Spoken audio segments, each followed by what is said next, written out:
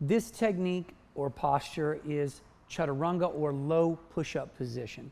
So the reason I'm starting Melayne up top is because she's already in the perfect Chaturanga and all she has to do is change her arms. Because basically, guys, the position of Tadasana or mountain pose is just a Chaturanga variation. It's simply Chaturanga with the arms brought into a 90-degree angle and the body weight being bared on the hands and feet. So now I'm going to ask Melayne to firm her body and be super strong, and we're going to go ahead together, start tipping forward, and now we find that she is in the exact same position. Nothing has changed, and she's holding. This is a tough position to hold. See how she's hugging the elbows against the ribs? Go ahead and relax down. This position is extremely tough to develop for people who have never had to athletically express their upper trunk and suddenly hold this position. So can you come into a high push-up for me? So guys, 99% of the population can execute a high push-up. Now, of course, some people collapse in here and some people have, more or less strength in the shoulders. But the reality is that the strength that it takes to stay integrated here, push more through here, yep, shift forward and lower down, this takes a lot of strength. It's all, if you can see it, it's all this powerful, muscular engagement, hold a second, beautiful, that is being reflected, because what she's doing is when she lowers down, she's basically working into a negative position. So she's resisting as she's moving towards, and that's difficult.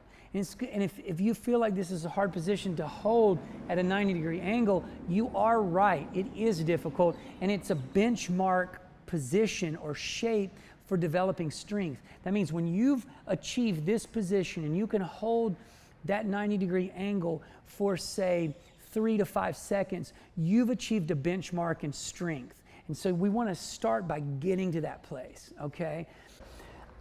Head position, where you're looking. So when Melayne, can you come up into a high push-up first?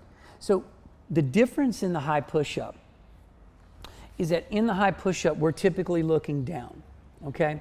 When we're in the Chaturanga, we're typically looking forward. That is because we've shifted our weight forward and we're not looking to actually go to the ground, we're actually looking to hover just above it. So it's almost more compelling when you look at the ground and want to go there, when you gaze away from it and kind of look like, hey, I want to stay lifted. So when Melayne gazes forward and shifts forward, now notice that, let's come back one more time. The shift into position to then get the shoulders out in front, the gaze forward, lowering and holding position. That is a very nice Chaturanga expression. So don't forget, keep the gaze forward so that the spine is encouraged to stay neutral rather than start to come into an extension and collapse towards the ground where you might be looking. One of the variations that you can sort of play with on your way is keep your knees on the floor. So she can go ahead and press up to Chaturanga with her knees to the ground. Now this is a good way to play because now she doesn't have the entire body to press away from the ground, just a part of it, okay? That's a nice variation. Another variation is, go ahead and come all the way to the top again for me, my love, and you'll be in a high push-up, great, is to not take it all the way to the 90-degree angle, but to some variations, say here. Great, that's not 90, but she's on her way. She needs to learn to hold that position, and then she can go ahead and take it, sure, up or down, it doesn't matter.